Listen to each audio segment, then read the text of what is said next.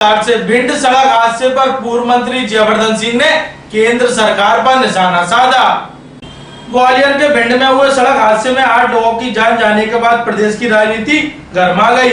ग्वालियर पहुंचे पूर्व मंत्री जयवर्धन सिंह ने केंद्र और राज्य की भाजपा सरकार पर करारा जुबानी हमला बोला। उन्होंने भिंड ग्वालियर मार्ग के चौड़ीकरण में हो रही देरी, वंदे मातरम पर भाजपा की राजनीति और युवाओं के मूड को लेकर बात रखी। भिंड में हुए सड़क हादसे पर गहरा दुख व्यक्त करते हुए जयवर्धन सिंह ने केंद्र की नीयत पर सवाल उठाए। उन्होंने कहा कि भिंड की जनता लंबे समय से इस खतरनाक सड़क चौड़ीकरण की मांग कर रही थी, लेकिन काम बंद पड़ा है। जनता परेशान है। भिंड से भाजपा के सांसद हैं और प्रदेश सरकार के मंत्री भी वहीं से आते हैं, इसके बावजूद जनहित का काम क्यों रुका है? आम जनता के साथ साथ स्थानीय साधु संत भी सड़क निर्माण की मांग उठा चुके, लेकिन सरकार के कानों पर जू तक नहीं रेंग रही। दिल्ली स्थित कांग्रेस मुख्यालय में वंदे मातरम के कथित अपमान, भाजपा के आरोपों को जयवर्धन सिंह ने पूरी तरह बेबुनियाद बताया। उन्होंने कहा कि राष्ट्रगीत वंदे मातरम को कांग्रेस ने हमेशा सम्मान दिया और उसे जन जन तक पहुँचाया है। जब सदन की शुरुआत और समापन में वंदे मातरम होता है तो भाजपा बिना बात का बवंडर क्यों बना रही?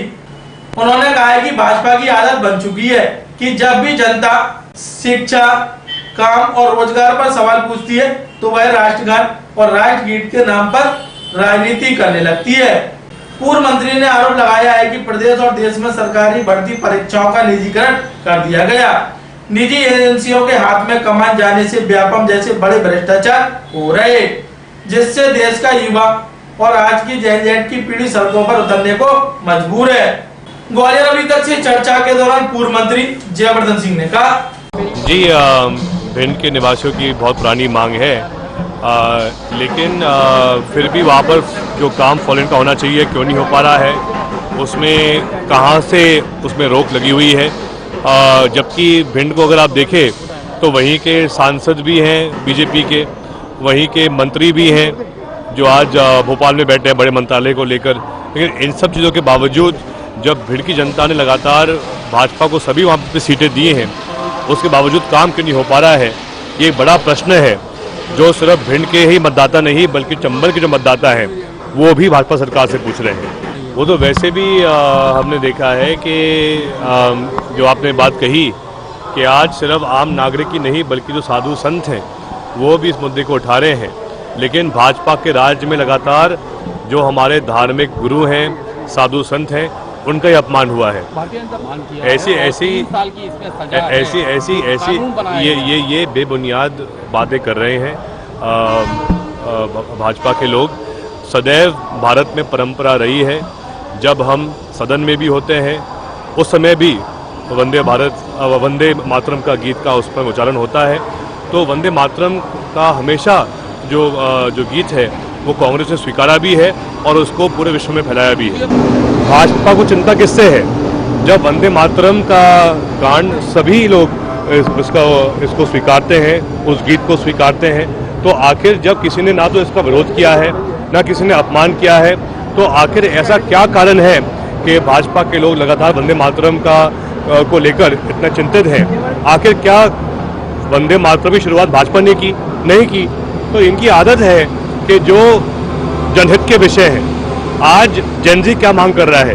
क्या जेनजी ये मांग कर रहा है कि आप बात करो वंदे मातरम के बारे में या जनगण मन के बारे में? नहीं, जेनजी ये कह रहा है कि आप बात करो शिक्षा के बारे में, आप बात करो रोजगार के बारे में, आप बात करो सरकारी नौकरियों के बारे में। जेनजी आंदोलित क्यों हुआ? क्योंकि आज ये स्थिति बन गई है पूरे मध्य प्रदेश और पूरे देश भर में कि एक सरकारी भर्ती परीक्षा में भ्रष्टाचार हो रहा है। एक सरकारी भर्ती परीक्षा का संचालन भाजपा सरकार ने शासकीय हाथों से हटाकर निजी हाथों में कर दिया है, और निजी लोग जो आज हर एक परीक्षा संचालन कर रहे हैं वो बड़े स्तर पे पेपर लीक कर रहे हैं। इस बात से देश का युवा परेशान है, इस बात से देश का युवा आंदोलित है।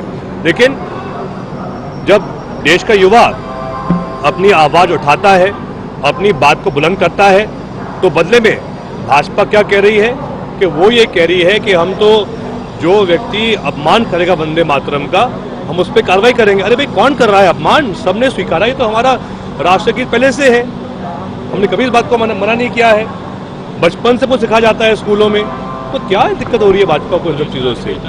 देखिए, नेपाल की बात अलग है, भारत की बात अलग है। नेपाल में विपक्ष में कोई भी ऐसी आवाज़ नहीं थी जो जन जी का विश्वास जीत पाई थी, इसलिए नई वहाँ पे जन जी की पार्टी खड़ा होकर सत्ता उन्होंने पलटा था। लेकिन भारत में अगर आप देखें तो जो हमारे देश के जननायक हैं राहुल गांधी जी, उन्होंने कहीं ना कहीं जो देश का जन जी है आज वो देख रहा है राहुल गांधी जी के प्रति, और मुझे पूरा विश्वास है कि आने वाले विधानसभा और लोकसभा चुनाव में जब मतदान होगा तो देश का जन जी बदलाव के लिए वोट करेगा, देश का जन जी परिवर्तन के लिए वोट करेगा, देश का जन जी राहुल गांधी जी और कांग्रेस के लिए वोट करेगा। जब क्रांति प्रारंभ होती है ज़मीन से, जब क्रांति प्रारंभ होती है युवाओं से, तो हर सरकार झुकती है।